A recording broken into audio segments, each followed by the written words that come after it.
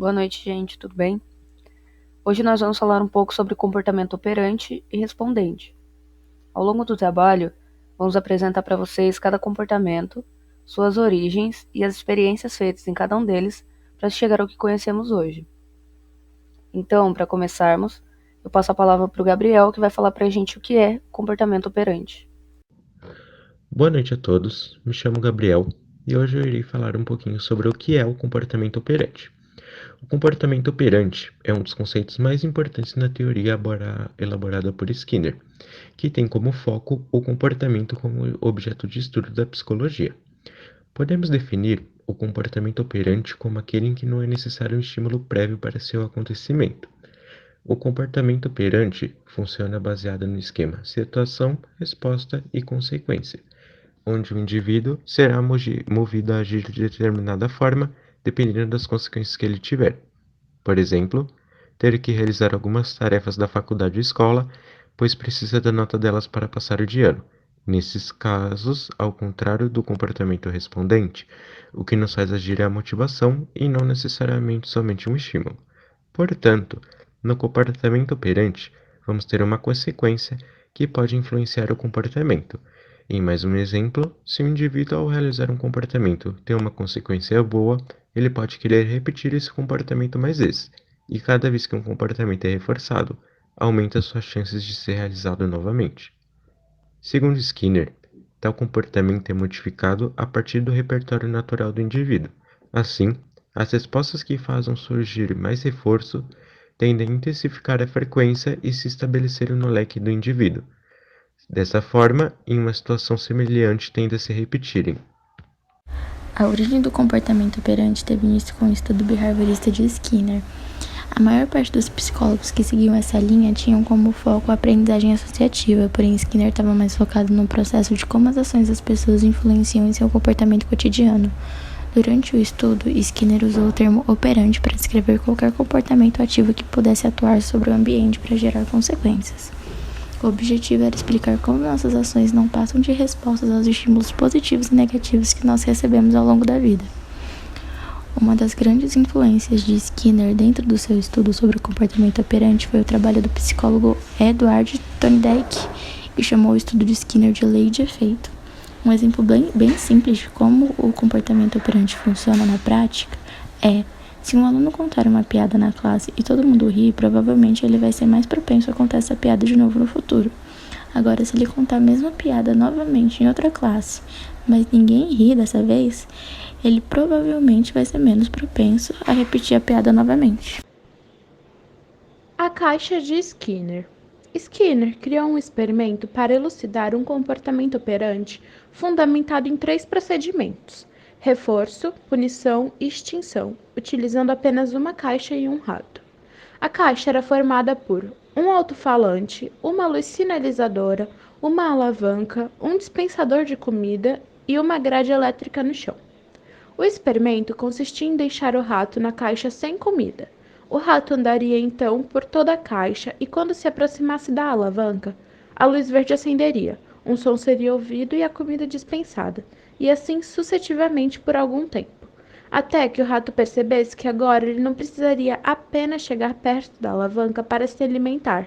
O animal, então, anda pela caixa até que chega até a alavanca e a pressiona, fazendo assim com que a luz verde se acendesse novamente, um som saísse pelo alto-falante e a comida fosse despejada. Damos a essa prática o nome de reforço positivo, já que a comida viria como forma de agrado para o rato por ele ter puxado a alavanca.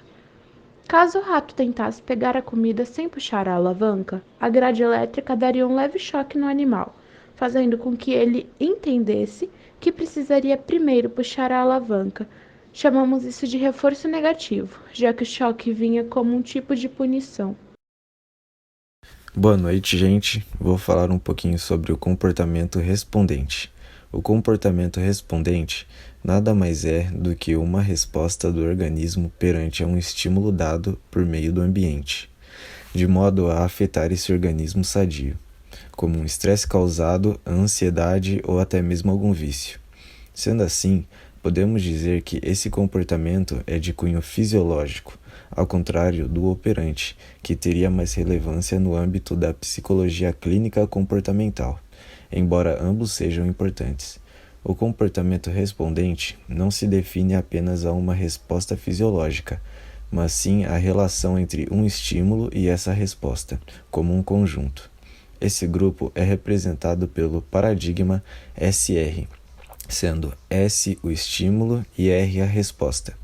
Para caracterizar um comportamento como respondente, podemos observar qual a frequência com que essa determinada resposta ocorre diante de um estímulo, sendo considerado quando temos a probabilidade de 100% da resposta ocorrer na presença dele e 0% na ausência. Este comportamento possui algumas características, como o limiar, que seria a intensidade precisa de tal estímulo para que uma resposta ocorra, a magnitude, que é a amplitude da resposta, a duração, sendo o tempo em que a resposta é apresentada, e a latência, que diz respeito ao tempo em que ocorre entre o estímulo e a aparição de uma resposta. Um exemplo seria um aluno ao fazer uma prova. Ao ver que o tempo da prova está chegando ao fim, ele se apresentaria de uma forma ansiosa. Assim, podemos dizer que a latência é o período em que o estímulo do tempo da prova demoraria para ocorrer a resposta da ansiedade do aluno. Embora Pavlov se concentrasse no campo da fisiologia, ele adquiriu uma grande importância tanto na psicologia como na psiquiatria. Ele acompanhava o avanço das pesquisas sobre os processos de condicionamento, chegando a criticar diversos pesquisadores da época. Seu experimento elucidou a existência do condicionamento clássico, que envolveu a salivação condicionada dos cães. Ele descobriu acidentalmente que o cão tinha resposta ao estímulo do ambiente, de modo involuntário e automático. Pavlov descobriu que, para além dos reflexos inatos, podem desenvolver nos animais e nos seres humanos reflexos aprendidos. Os estudos que surgiram sobre o condicionamento clássico nos ajudam a compreender com mais profundidade muitos aspectos da aprendizagem humana. Graças a ele, conhecemos a vinculação de emoções a novos estímulos e entendemos muito do que sabemos hoje sobre a aprendizagem e o condicionamento. Boa noite, eu vou falar um pouco sobre a experiência de Pavlov. Diferente da caixa de Skinner, que utilizava o método do comportamento operante, na experiência de Pavlov, ele utilizou cães para o estudo do comportamento respondente. Ao ver como os cães reagiam quando viam seu assistente chegar com a comida e a salivação excessiva deles começava, ele quis utilizar um sino para ver se os cachorros respondiam da mesma forma. Porém, só o sino não teve resultados, então ele começou a levar um pote de comida ao mesmo tempo que tocava o sino. Com o tempo, os cachorros se acostumaram com esse estímulo que chamamos de reforço positivo. E toda vez que eles ouviam esse sino, o comportamento deles mudavam e a salivação começava. Chamamos isso de comportamento respondente, é a resposta direta de um estímulo. A diferença entre o comportamento operante e o comportamento respondente é que um comportamento operante é ocasionado pelas suas consequências, ou seja, é um estímulo que existe devido ao que vai acontecer após uma tomada de decisão. Já o comportamento respondente é uma reação involuntária, onde acontece diante de uma mudança ambiental, que leva a um comportamento específico. Um exemplo do comportamento operante é o famoso experimento de Skinner, onde foram utilizados ratos que ficavam presos em uma caixa sem comida ou água. Essa caixa possuía uma barra flexionável, que ao ser pressionada, liberava água e comida. Toda vez que os animais repetiam o comportamento esperado, eram premiados. Em outras palavras, os animais foram moldados a ter essa atitude, ou seja, um comportamento operante. Já o respondente pode ser utilizado como exemplo o simples ato de piscar os olhos para retirar partículas de sujeira, sendo uma ação involuntária e não aprendida. Em virtude do que foi mencionado, tivemos uma breve perspectiva do que é o comportamento operante e respondente, suas origens e diferenças, abordando também os experimentos que utilizaram os dois como base em seus métodos de investigação.